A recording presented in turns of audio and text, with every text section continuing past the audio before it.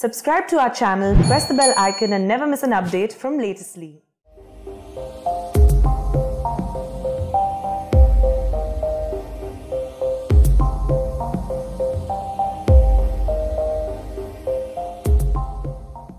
I must compliment joining my other colleagues to the entire team, Government of India, in doing what seemed impossible at one particular point of time.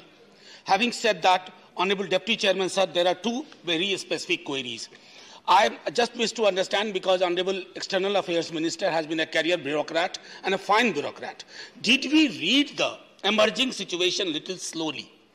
That I want to know. And second, are we willing to look at the fact that this geopolitical rupture between Russia and Ukraine, it is resulting in realignment in our own neighborhood? Are we watching it? I'm sure you must. Thank you. Days were there when conflicts like this happened in the world. It was India came first to pacify and make compromises. The leader of the non-aligned movement, India, took the lead. Now what happened now? In the General Assembly, United Nations, in the security also, we have failed our duty. We have failed our duty. India has failed our duty. India has not done its duty. In the period leading to 24th February, the political signals were confusing as well. I would ask the Minister, was this a reason for the delay in the evacuation? Actually, the first advisory was given on 15th, and other countries have taken serious actions and steps to evacuate their nationals. Did we confuse the signals, and was it the reason for the delay in the evacuation? Thank you. Second question, sir. Only one clarification. Sir, there are other people also. One small one, please. sir. Small one. Sir, there's a bleak future staring at the faces of the hapless students. The minister hasn't mentioned anything about this. Despite the challenges posed by the serious ongoing conflict, we have ensured that about 22,500 citizens have returned home safely. 22,500. The House would recognize the complexity of the various endeavours that have made it possible. Allow me to share them in some detail. As honourable members may be aware, a tense situation between Russia and Ukraine erupted into conflict on 24 February 2022. The root causes for this are complex, going back to a range of issues, including the security architecture, political governance and interstate politics. To that was added the challenges of implementing understandings reached earlier. What is pertinent to note is that hostilities placed the Indian community of 20,000 plus in direct danger. Even while we were participating in the global deliberations of this evolving situation in the UN Security Council, the pressing challenge was to safeguard our citizens and ensure that they were not in harm's way.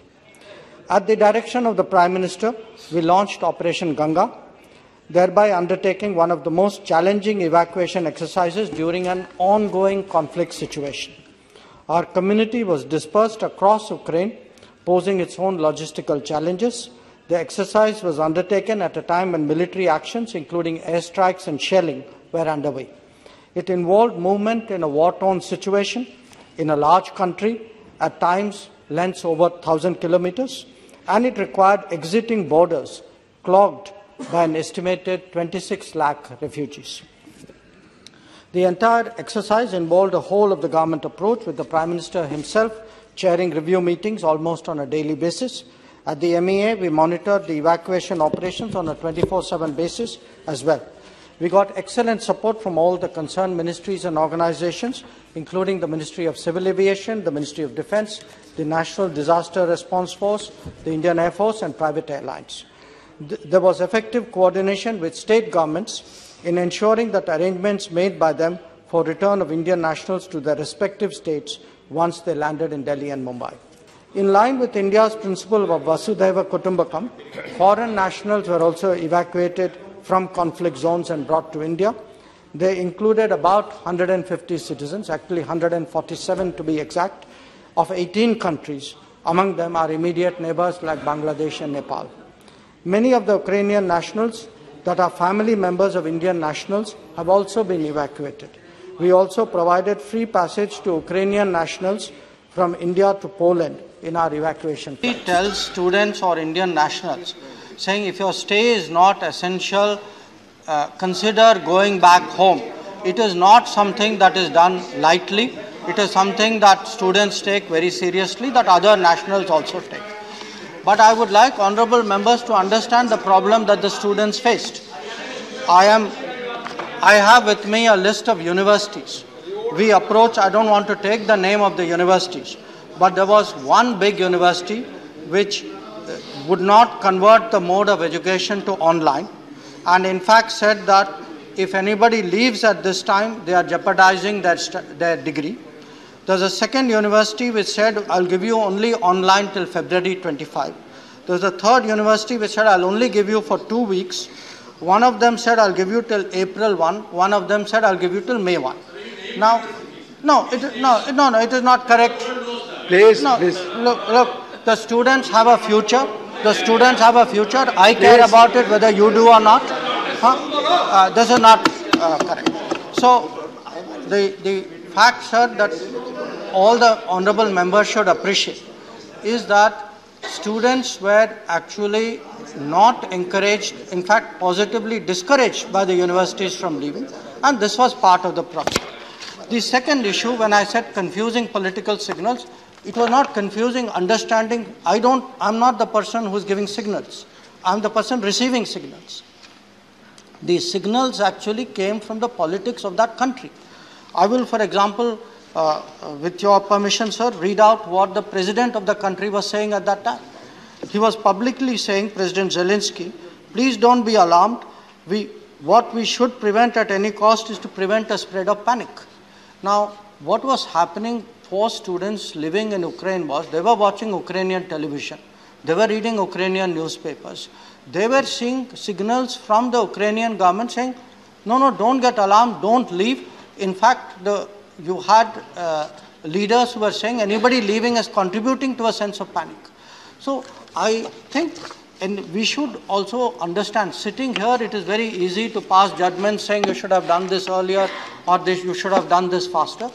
Please understand what was the situation of the students. The students, who do they listen to? They listen first of all to the university. They listen to their student advisors.